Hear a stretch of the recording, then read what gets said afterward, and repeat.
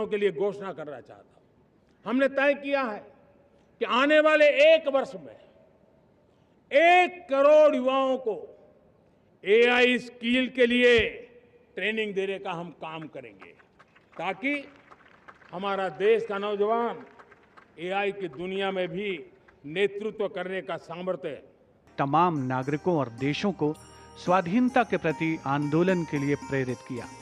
बापू का जीवन सादगी, उच्च विचार और आदर्श की चरम परिणति है, जिससे हर क्षण कुछ न कुछ ग्रहण किया जा सकता है।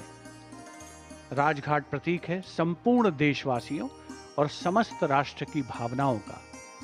माननीय प्रधानमंत्री श्री नरेंद्र मोदी का आगमन हो चुका है राजघाट पर, जहां वे राष्ट्रपिता महात्मा गांधी को पुष्पांजलि अर्पित करेंगे, श्रद्धा सुमन अर्पित करेंगे। It is in the embers of sacrifice the flame of freedom finds its light. We haven't forgotten what all our people had to go through to earn this freedom, and hence the flame, the fervor of nationalism burns in our hearts and souls as strong as ever. The paying of solemn homage to the Mahatma is not just a ceremony, it is tradition, culture, and values in their most sacred form. This act of showing earnest reverence is a culmination of age-old knowledge along with a deep understanding of gratitude in one's personal life. The Honorable Prime Minister paying homage to the father of the nation, Mahatma Gandhi, symbolizes the transition of eras and yet the endurance of the ethos of being a humble soul, the prime representative of 1 billion plus souls, paying obeisance on behalf of all of us, showing what we all feel towards the Mahatma.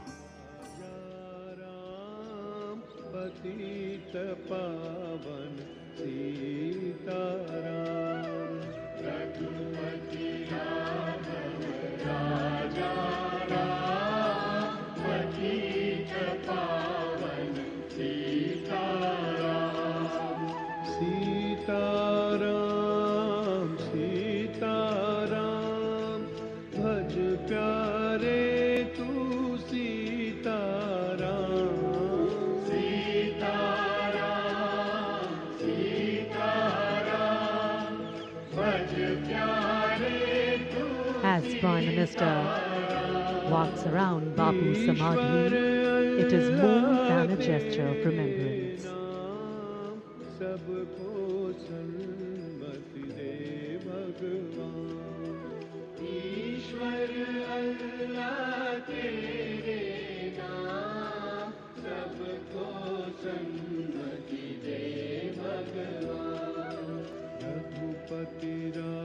The Prime Minister, on behalf of the entire nation,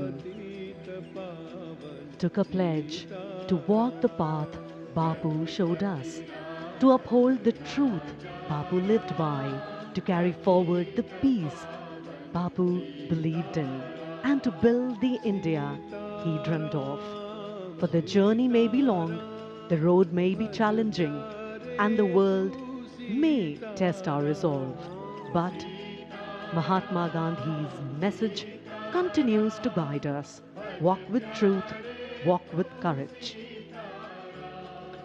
शांति के मसीहा राष्ट्रपिता महात्मा गांधी की समाधि पर माननीय प्रधानमंत्री श्री नरेंद्र मोदी ने कृतज्ञ राष्ट्र की ओर से पुष्पांजलि दी और श्रद्धा सुमन अर्पित किए। ऐतिहासिक लाल किले की प्राचीर के ठीक सामने नेशनल फ्लैग गार्ड के जवान अपनी जगह पर मौजूद हैं। नेशनल फ्लैग गार्ड की संयुक्त टुकड़ी है जिसमें थल सेना, नौसेना, वायुसेना और दिल्ली पुलिस के एक अधिकारी और 32 अन्य रैंक के कर्मी शामिल हैं। प्रधानमंत्री महोदय के राष्ट्रीय ध्वज फहराए जाने के बाद नेशनल फ्लैग गार्ड की संयुक्त टुकड़ी द्वारा तिरंगे को राष्ट्रीय सलामी दी जाएगी। मेजर लोकेंद्र सिंह शेखावत इस अंतर सेवा रक्षक और पुलिस रक्षक दल की कमान संभाल रहे हैं। हमारे स्पेशली माउंटेड कैमरा से ये विहंगम दृश्य लाल किला परिसर का आप तक पहुंच रहा है। ठीक सामने वंदे मातरम की प्रतिमूर्ति बनाते हुए भारत की युवा शक्ति, बाईं ओर के एनक्लोजर्स में स्पेशली इनवाइटेड गेस्ट जिन्होंने भारत सरकार की अलग-अलग योजनाओं का लाभ लिया है।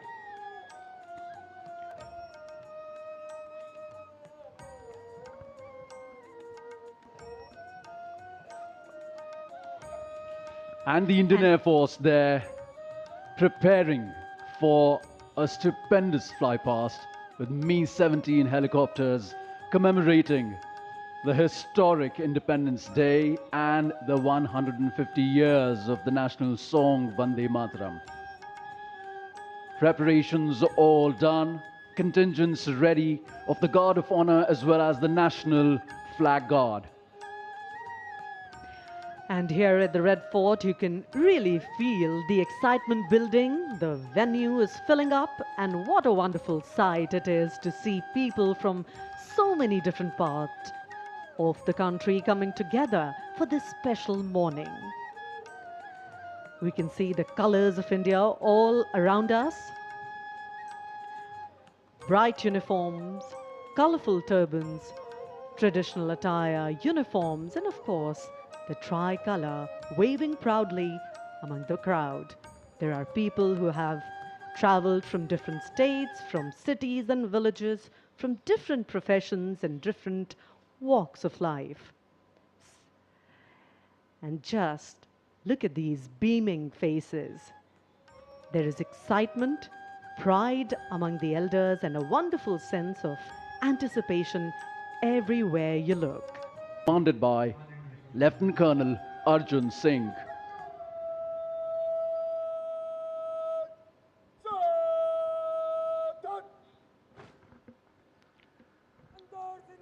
Guard commander lieutenant colonel Arjun Singh, माननीय प्रधानमंत्री महोदय का आगमन होता हुआ लाल किले की प्राचीर पर विधिवत स्वागत के लिए उपस्थित रक्षा मंत्री श्री राजनाथ सिंह, रक्षा राज्य मंत्री श्री संजय सेठ, रक्षा सचिव श्री राजेश कुमार सिंह।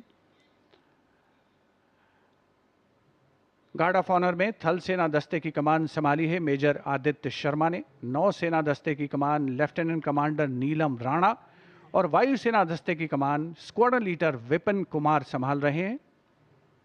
दिल्ली पुलिस दस्ते की कमान एडिशनल डीसीपी श्री विनीत कुमार संभाल रहे हैं। प्रधानमंत्री महोदय का विधिवत स्वागत लाल किले की प्राचीर पर रक्षा मंत्री श्री राजनाथ सिंह, रक्षा राज्य मंत्री श्री संजय सेठ, रक्षा सचिव श्री राजेश कुमार सिंह, जिन्होंने प्रधानमंत्री महोदय का परिचय कराया है Delhi GOC Delhi area lieutenant general Rajesh Sethi से। और अब गार्ड ऑफ ऑनर माननीय प्रधानमंत्री महोदय को पेश किया जाएगा।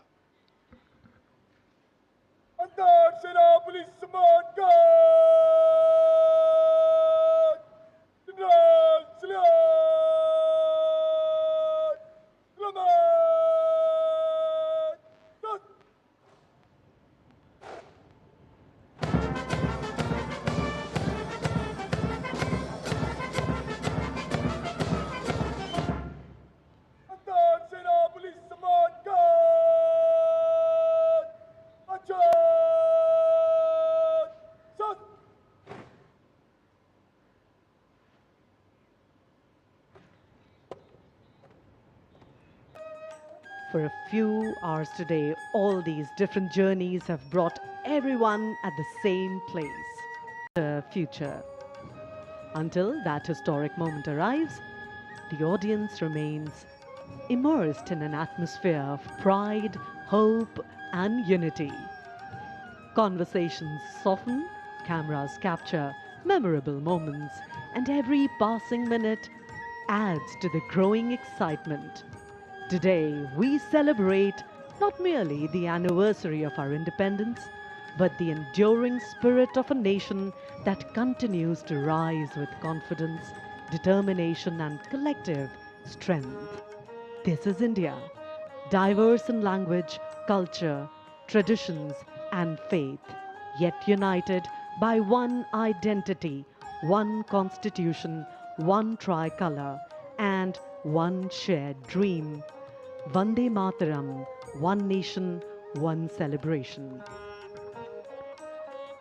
ऐतिहासिक लाल किला परिसर जो अपने दामन में तमाम गाथाएं समेटे हुए है और उसके ठीक सामने अपार जनसमूह अपने अपने निर्धारित स्थान पर पहुंचता हुआ इस 80वें स्वाधीनता दिवस समारोह का हिस्सा बनने के लिए माननीय प्रधानमंत्री श्री नरेंद्र मोदी ऐतिहासिक लाल किले की प्राचीर पर राष्ट्रीय ध्वज फहराएंगे और the moment that everyone has been waiting for, and happily so.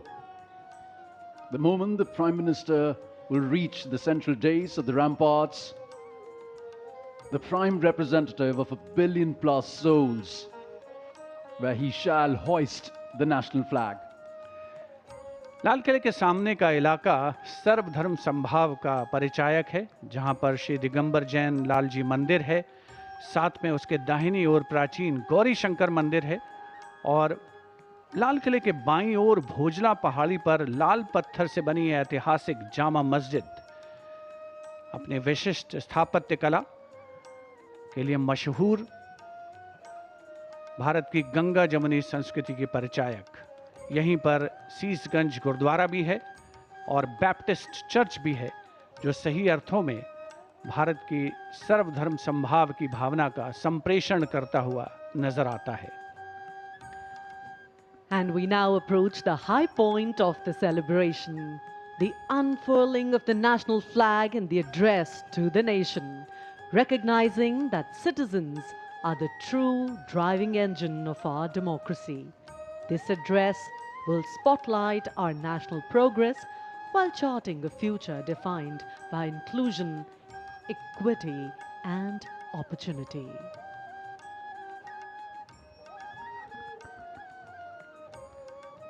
उपस्थित जनसमूह उत्कंठा से प्रतीक्षा माननीय प्रधानमंत्री महोदय के उद्बोधन की। लाल किले की प्राचीर के सामने जो नेशनल फ्लैग गार्ड मौजूद है, वहां पर संयुक्त टुकड़ी के साथ थल सेना का बैंड भी है, जिसमें एक जेसीओ और 25 अन्य रैंक वाले थल सेना बैंड की मौजूदगी है, जिसका संचालन सूबेदार ईश्वर सिंह कर रहे हैं। विशिष्ट अतिथिगणों का आगमन हो चुका है, सब अपनी जगह पर विराजमान हैं। राष्ट्रीय ध्वज फहराने और राष्ट्रीय सलामी लेने के दौरान थल सेना का बैंड राष्ट्रगीत की धुन बजाएगा और देश के स्वाधीनता दिवस के पावन अवसर पर पहली बार लाल किला परिसर पर उपस्थित हर व्यक्ति द्वारा राष्ट्रगीत का गायन किया जाएगा। Depicting Vande Mataram, the captains of the helicopters, Wing Commander Rajat and Squadron Leader Ankit Varshane. What a sight to behold! Vande Mataram के 150 वर्ष पूरे होने के शुभ और पावन अवसर पर मी-17 हेलीकॉप्टर्स उनका झंडा लेकर आसमान में विलीन होते हुए और अब माननीय प्रधानमंत्री महोदय के उद्बोधन की प्रतीक्षा। प्रधानमंत्री महोदय विशिष्ट दर्शक दीर्घा में मौजूद विशिष्ट अतिथिगणों को अभिवादन करते हुए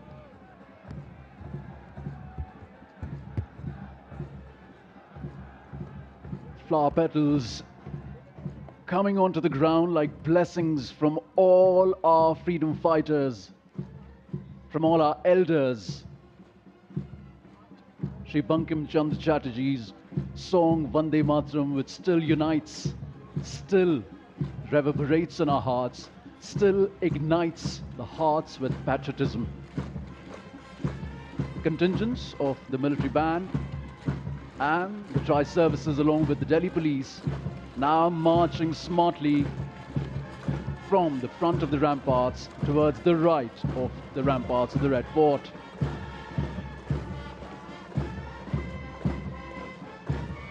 What a march, stoic and precise.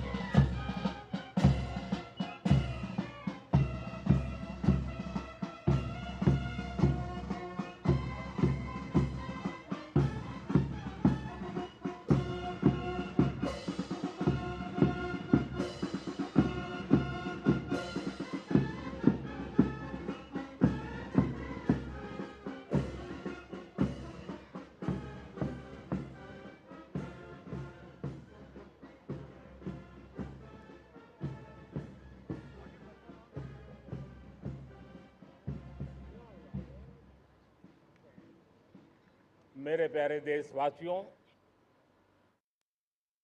आज हम सब 80वां स्वतंत्रता दिवस मना रहे हैं।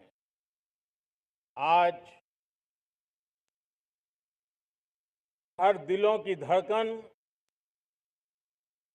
वंदे मातरम के नाद से गूंज रही। आज हर घर तिरंगा है, हर मन तिरंगा है और देश उत्साह और उमंग के साथ नए संकल्पों को लेकर के आज आगे बढ़ रहा है। आप सबको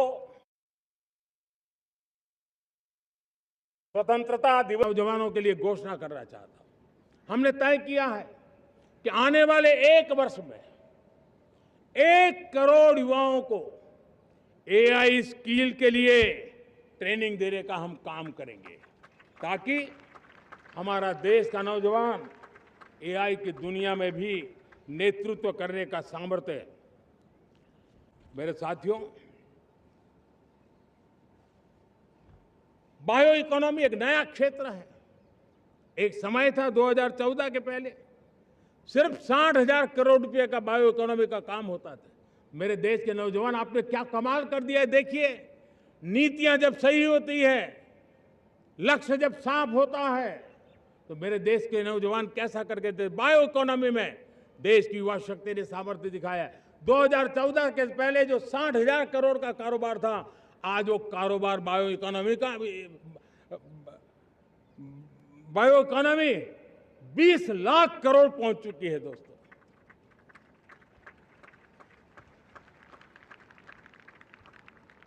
दो 2009-10 का कालखंड था, सिर्फ 25 लाख इलेक्ट्रिक व्हीकल हमारे देश में बिके थे। 1.5 लाख इलेक्ट्रिक व्हीकल बिके थे 2009-10 में। 1.5 लाख इलेक्ट्रिक व्हीकल। इस 25-26 में 25 लाख इलेक्ट्रिक व्हीकल बिके हैं। मेरे प्यारे देशवासियों, एविएशन सेक्टर भी मेरे नौजवानों के लिए बहुत तेजी से आगे बढ़ रहा है। नए एयरपोर्ट, नए रूट, नए रोजगार के अवसर बना रहे हैं। मेंटेनेंस, ओवरहॉलिंग, इसके भी कारण देश में बहुत बड़ी मात्रा में स्किल मैन पावर को काम मिल रहा है। मेड इन इंडिया हवाई जहाज बनाने की दिशा में हमने सफलता पाई है। Made in India defence transport aircraft C295 already अपनी उड़ान भर चुका है। चुनौती देता हूं, मैं आह्वान करता हूं, मैं आपकी मदद चाहता हूं। 325 जितने स्पर्धाओं में भारत 2/3 खेलों में कहीं होता ही नहीं।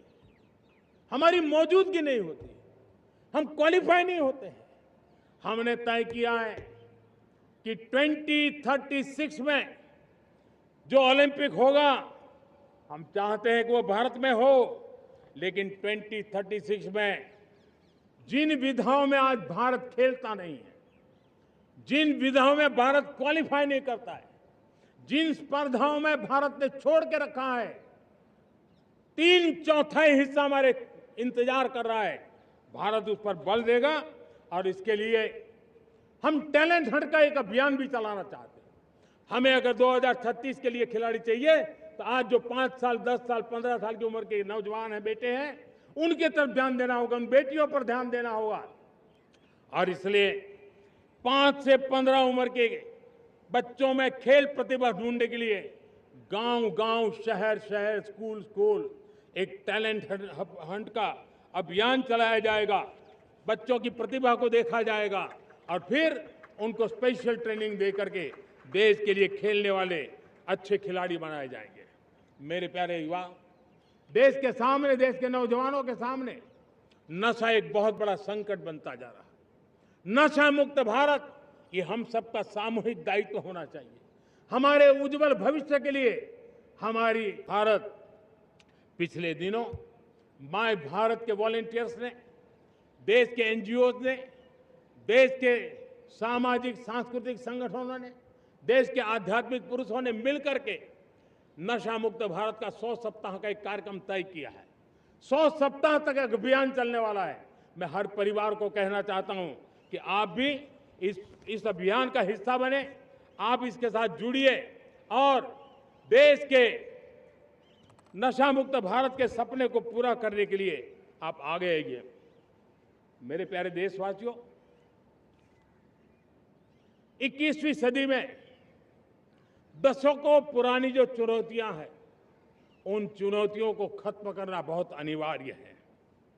नक्सलवाद, माओवाद लाखों युवाओं के भविष्य को तबाह कर दिया, अनेक माताओं के दुधमल नौजवानों को छीन लिया, बर्बाद कर दिया, हर मां बाप के सपनों को चूर चूर कर दिया। इस नक्सलवाद ने 4 दशक तक हिंदुस्तान के बहुत बड़े हिस्से को, बहुत बड़ी आबादी को दबोच करके रखा था, बंदूक के नोक पर दबोच करके रखा था, संविधान की धज्जियां उड़ा दी थी और देश के सामान्य नागरिकों की रक्षा में 3,500 से ज्यादा हमारी पुलिस के, सुरक्षा बल के जवान शहीद हो गए। युद्ध के अंदर जितने सैनिक मरते हैं, उससे ज्यादा हमारे पुलिस जवानों को जान की बाजी लगानी पड़ी ताकि देश के सामान्य मानवी को सुरक्षा मिले। ये नक्सलवाद ने धरती को लहूलुहान कर दिया था। 2014 में आपने जब हमें मौका दिया, उसी दिन हमने संकल्प लिया था कि हम देश को नक्सलवाद से मुक्त करेंगे। और आज मुझे खुशी है कि नक्सली माओवादी हिंसा आखिरी सांस भी शायद रहने की अब तो ताकत नहीं रही है। पूरी तरह उसे खत्म करने की दिशा में जहां पर कभी नक्सलवादियों की गोलियां चलती थी, जहां पर कभी धरती रक्त रंजित रहा करती थी, आज उसी नक्सल क्षेत्रों में, उसी इलाकों में नक्सल मुक्त होने के कारण विकास, विश्वास और प्रयास का तिरंगा लहरा रहा है। मेरे प्यारे देशवासियों, लेकिन इस चुनौती को हमने कम नहीं आंकना है। इस चुनौती से हमें और भी सावधान रहने की जरूरत है।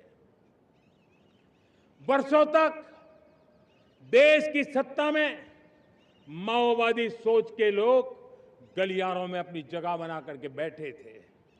सरकारी कमेटियों में सलाहकार के रूप में भी ये माओवादी सोच ने नीतियों को प्रभावित किया था। मेरे प्यारे देशवासियों, जंगलों में हमें हथियारी नक्सलों का खात्मा बुलाने में, उस संकट से देश को मुक्त कराने में सफलता मिली है। लेकिन हथियारी नक्सल तो गए, लेकिन दिमागी नक्सल, ये दिमागी नक्सल मौके की तलाश में है। हिंसा, अराजकता के वो रास्ते खोज रहे हैं, समाज को गलत राह पर घसीटने के लिए भांति भांति के दांव कर रहे हैं। इन दिमागी नक्सलियों को पहचानना होगा, इन दिमागी नक्सलियों को आइसोलेट करना होगा और राष्ट्र को विकसित राष्ट्र बनाने की मुख्य धारा की ओर देश की युवा पीढ़ी को जोड़ना होगा। मेरे प्यारे देशवासियों, सुरक्षित भारत बनाना हम सबका दायित्व है। चुनौती सीमा के भीतर हो या सरहद से बाहर, भारत हर परिस्थिति के लिए तैयार है। आज युद्ध का नेचर बदल रहा है। अब युद्ध सीमा पर ही होता है, गारंटी नहीं है। आज युद्ध सीमा के अंदर, कहीं रिफाइनरी पे जाकर के, कहीं बैंकिंग सेक्टर को जाकर के, कहीं डेटा सेंटर को जाकर के, एक प्रकार से लड़ाई का नया रूप, इंफ्रास्ट्रक्चर तोड़े जा रहे हैं, फैक्ट्रियां तोड़ी जा रही है। हमने मिशन सुदर्शन चक्र की पिछले सालों घोषणा की थी, बहुत तेजी से उस पर काम चल रहा है। आज डिफेंस एक्सपोर्ट हमारा करीब 50 गुना बढ़ा है। करीब 100 देशों में हमारे अस्त्र शस्त्र पहुंच रहे हैं। वैश्विक पटल पर भारत की प्रतिष्ठा धीरे धीरे बढ़ रही है।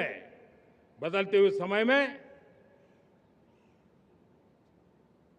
अस्त्र शस्त्र की तरफ काम करना है, सैन्य बलों का सामर्थ्य बढ़ाना है, लेकिन साथ साथ नागरिकों को भी तैयार करना होगा। पिछली शताब्दी के युद्धों के अनुरूप जो सिविल डिफेंस की व्यवस्थाएं हमारे देश में विकसित हुई है वो कालबाह्य हो चुकी है, और इसलिए मैं आज लाल किले से घोषणा कर रहा हूं कि हम आने वाले दिनों में सिविल डिफेंस का एक वाइब्रेंट नेटवर्क खड़ा करेंगे, आधुनिक व्यवस्थाओं से उनको परिचित कराएंगे, आधुनिक संकटों से नागरिकों को रक्षा करने की क्या व्यवस्था हो सकती है, एक बहुत बड़ा वॉलेंटरी फोर्स सिविल डिफेंस का आधुनिक चुनौतियों को पार करने वाला हम बनाने वाले हैं। मेरे प्यारे देशवासियों, राष्ट्र के निर्माण में आज हमारी बहनों बेटियों का योगदान हम सब के लिए बहुत बड़ा प्रेरणा का कारण बना हुआ है। फाइटर जेट हो या सिविल एविएशन, हमारी बेटियां सबसे आगे दिखाई दे रही है। खेलकूद का मैदान हो, हमारी बेटियां आगे दिखाई दे रही है। स्टेम एजुकेशन में भर्ती होने की प्रक्रिया हो, सबसे ज्यादा हमारी बेटियां आगे दिख रही है। आज सेना में भी एनडीए से जो बच्चियां निकली हैं वो बड़े रौब के साथ देश की सेना का नेतृत्व करने का सामर्थ्य दिखाने लगी है। मेरी बेटियों की ताकत कैसी है। मैं पिछले दिनों साणंद में एक सेमीकंडक्टर प्लांट में गया, वहां आदिवासी बेटियां, देश के अलग अलग कोने से आई हुई बेटियां काम कर रही थी। वो उस गांव से आई थी जिन्होंने पासपोर्ट क्या होता है पता तक नहीं था। वो बेटियां विदेशों में गई, ट्रेनिंग लेकर के आई और आज चिप निर्माण का काम कर रही है और बड़े कॉन्फिडेंस, मैं जो उनका कॉन्फिडेंस देखा, मैं सचमुच में बहुत प्रभावित हुआ था। आज 3 करोड़ बहनों को हमने लखपति दीदी बनाने का लक्ष्य तय किया था, उसको पार कर लिया। अब हम 6 करोड़ लखपति दीदी बनाने के लक्ष्य को लेकर के आगे बढ़ रहे हैं। 3 करोड़ नई लखपति दीदी बनना मतलब ग्रामीण अर्थव्यवस्था में बहुत बड़ा बदलाव मातृशक्ति के द्वारा आने वाला है। मेरे प्यारे देशवासियों, आज पंचायतों में, नगर पालिका में, महानगर पालिका में बहुत बड़ी मात्रा में हमारी महिलाएं जनप्रतिनिधि बनकर के देश का मार्गदर्शन कर रही है, समस्याओं का समाधान कर रही है, बहुत ही सक्षम नेतृत्व दे रही है। और इसी को ध्यान में रखते हुए हमने पार्लियामेंट में नारी शक्ति वंदन अधिनियम पारित किया था, लेकिन किसी न किसी कारण से राजनीति के अखाड़े में पिछले 40 साल से ये सपना हमेशा राजनीतिक अखाड़े का शिकार हो गया है।